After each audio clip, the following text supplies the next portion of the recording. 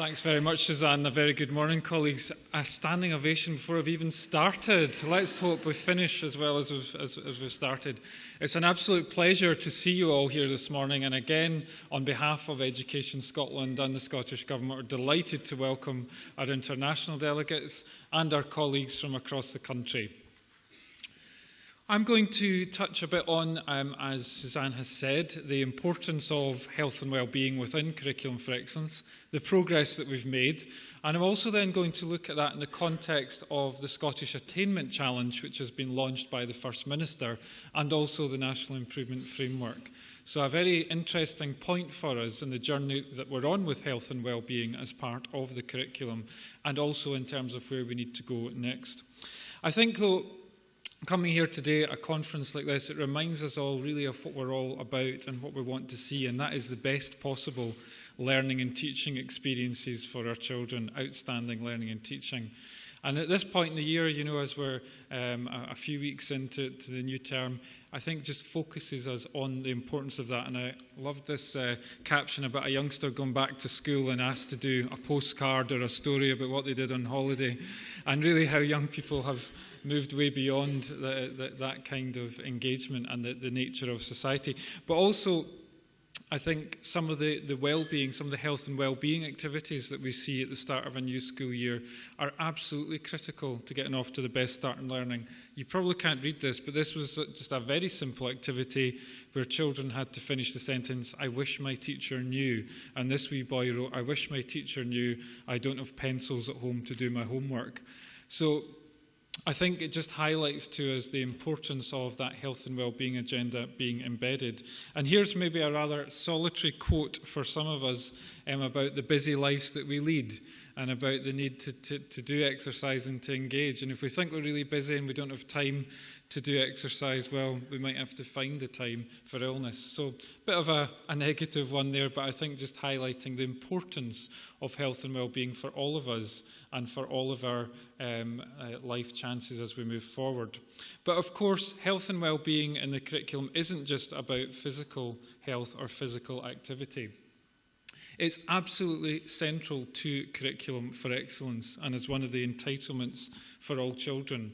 And as Suzanne was saying, we don't expect our teachers to promote or make links to health and wellbeing. We expect them to embed health and wellbeing activities progressively across all 8 curriculum areas. And that's been a huge challenge, but we've seen a lot of progress in teachers of all subjects or curriculum areas embracing the responsibility they have to ensure that children experience health and wellbeing progressively across the curriculum. Some of the other points here, as I say, we're really looking to ensure that teachers are working with partners, as Suzanne was saying, and we make quite bold messages now about school improvement. Schools that are improving in isolation on their own can't be excellent. They must be working with partners. You cannot deliver Curriculum for Excellence without planning with partners. And that's been a very important message for our schools across Scotland and what we expect to see of them. Somebody used the phrase recently, we don't want to see islands of excellence. Schools that are just on their own little island doing really well but not connected to partners or to other schools. It really is everyone's responsibility. As Suzanne was saying, we do now have full policy alignment around this, policy into practice, with getting it right for every child and Curriculum for Excellence. So lots of progress has been made. The one challenge we still have around that planning for progression is, of course, consistency in the quality of that.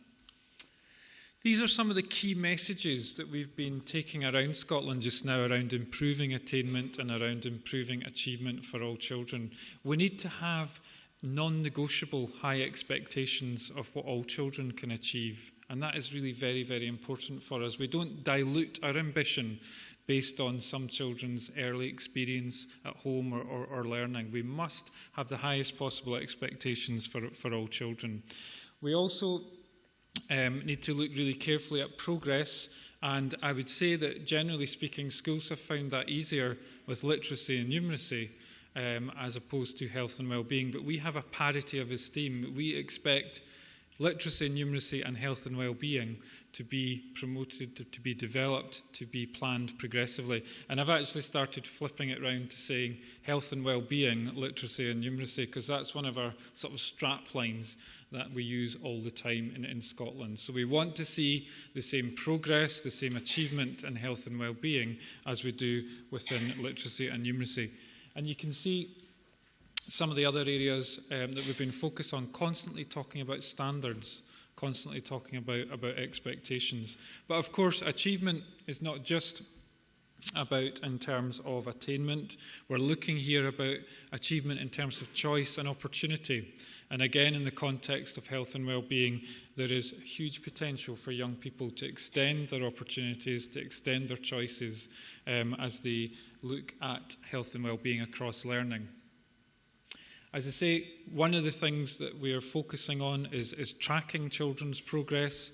And again, literacy and numeracy is now well embedded, and we're focusing on health and well-being to see the same level of tracking, not for the sake of tracking in itself, but for the analysis and intervention that happens as a result of the tracking, because that's when we know that we make the difference. So how can we track children's progress in health and well-being? Bearing in mind the breadth and depth of learning that comes with health and well-being, in order to analyse progress and then plan further interventions. And in the best examples, we see that done across curriculum areas. It's not about the clubs after school on their own, or extra activities. It's health and well-being progressively within all 8 curriculum areas. And we've got a really good news story around Curriculum for Excellence in Scotland. Curriculum for Excellence is based around experiences and outcomes. We know that the experiences are being transformed. Our latest inspection evidence has highlighted that there's been a transformation in children's engagement, their motivation, and their experience of learning. And we're absolutely delighted to see that. What we now need to do is make sure we know well enough about the outcomes they're achieving, particularly in primary school and lower secondary school. That's our next big challenge. And we're engaged in a big discussion about how to do that just now. I think, though, as we look for the ways of doing that, and we look for ways of evaluating the outcomes that children achieve through health and well-being, we want there to be a broad range. We want there to be a rich range of indicators. So I think, that as that slide highlights, we don't want an assessment experience that's too narrow or doesn't give enough choice for learners as well. So we're looking and engaging in a discussion around how we can gather a range of measures to look at the impact of health and well-being in children's progress. It's absolutely central to our vision for a fairer Scotland, and it's absolutely central to overcoming the poverty-related attainment gap, which is our top priority. Again, we know a lot of the work that our schools are doing around resilience, around behaviours for learning are absolutely critical. And also the language of aspiration, talking about success continually, is absolutely vital. And again, this is an activity I saw recently where children were asked to do an aspiration timeline. Where they've got to this girl's age 12. What are all the things she's achieved up to age 12? What does she want to do at 16 and 21? And no child is going to say they want to be out of work or they want to be on a 0 hours contract. We need to connect them to their aspirations through health and well-being activities. I must say, though, looking at this one, the thing I was slightly concerned about, if you look towards 40, about age 38, she's got retire. See that? Maybe not been engaging in the current pensions debate that we've been having here in Scotland, but moving on. So we've recently launched by the First Minister of Scotland, the Scottish Attainment Challenge. And again, you'll notice that this is about literacy, numeracy and health and well-being.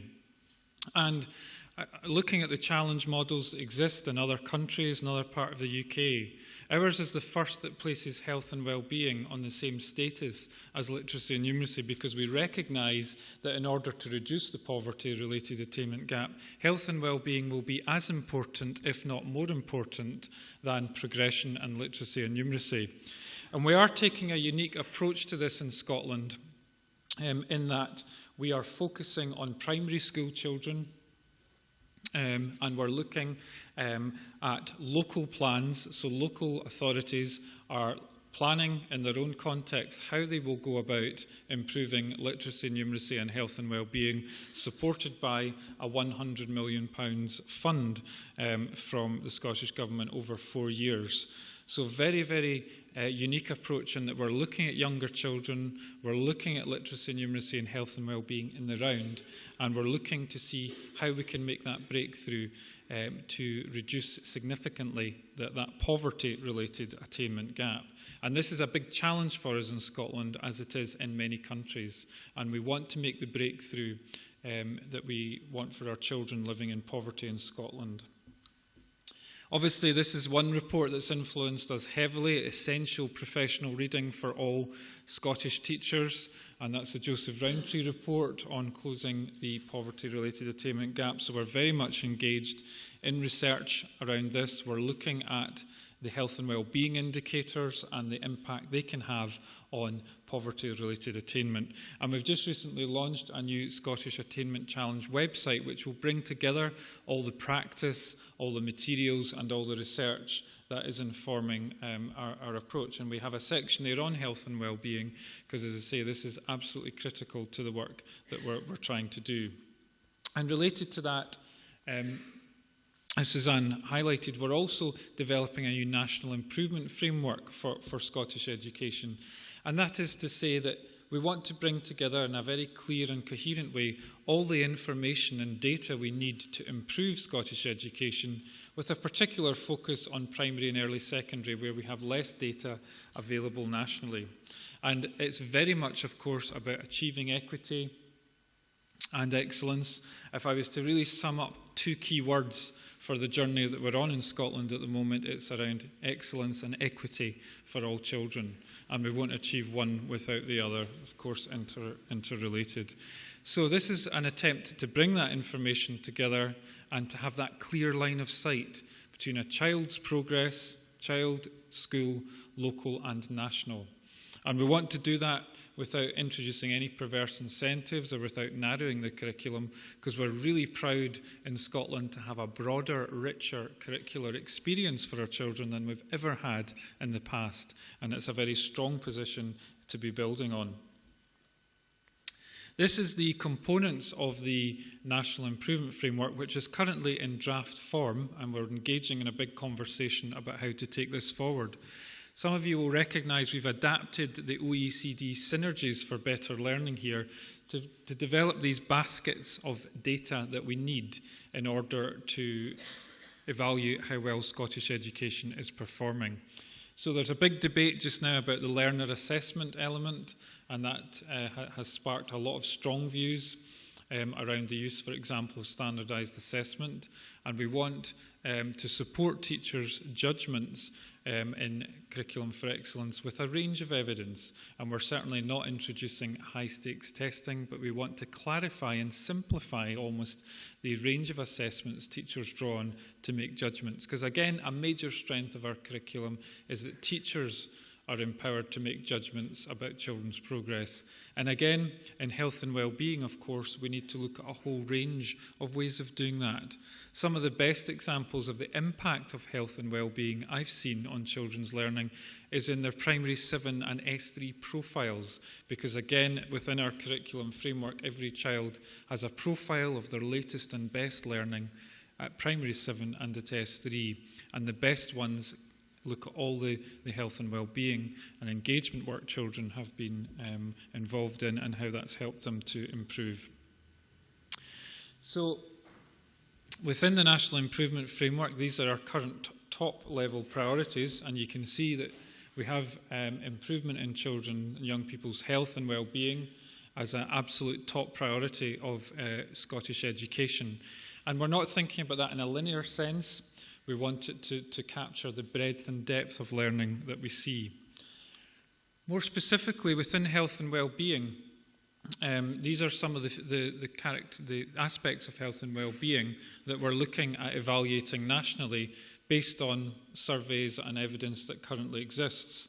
But the challenge, I think, for us now to engage in a debate around is what curricular aspects of health and well-being can we pull together to evaluate the impact of health and well-being on children's outcomes. So that's the challenge we've got, how to do that in the best possible way to support local improvement and provide national assurance. And I think that's, again, a key phrase when we talk about this framework. It's about local improvement and national assurance and providing the data for that. And of course, as part of that, we are revising How Good Is Our School, which is our national framework for school self-evaluation and inspection, and it's, I know, had a lot of international influence as well. Later this week, on Thursday, in fact, we're launching a new version of How Good Is Our School, and this is how it will be structured around these key questions, with 15 new quality indicators for us. And this is an example of the section on successes and achievements. And rather than having a separate indicator around health and well-being, we're embedding health and well-being, inclusion and equity across a range of indicators. And you can see this is an example of part of the framework and 3 of our new indicators in Scotland to help us really focus on that policy into practice that Suzanne indicated earlier. So we're launching this on Thursday. We're really excited about it. And we hope that for practitioners, what it will do is will translate all policy around Scottish education into a practical and accessible framework for teachers to use. And there are messages about health and well-being embedded across all indicators, which I think is really important. You can see the title here, an exclusive preview of some of our new indicators. You can see everybody's very excited about that. But how we've taken the current framework and pulled together new indicators. So, for example, learning and teaching and assessment is now one indicator, whereas presently we have 3 separate indicators for that. So, a real step forward, a real way for us to look at health and well-being, literacy and numeracy in practice, and what that means for young people. So, delighted to have the opportunity to talk to you today and to engage in this debate around how we can take health and well-being forward within Curriculum for Excellence. We've seen major progress with that entitlement for all children, with teachers really grappling with ways of planning progression for health and well-being across all subject areas. And in schools across Scotland, we see monitoring of coverage and experiences, and the challenge now for us as a country is to be really clear and specific about the outcomes and impact of health and well-being across all areas of children's development. Thanks very much.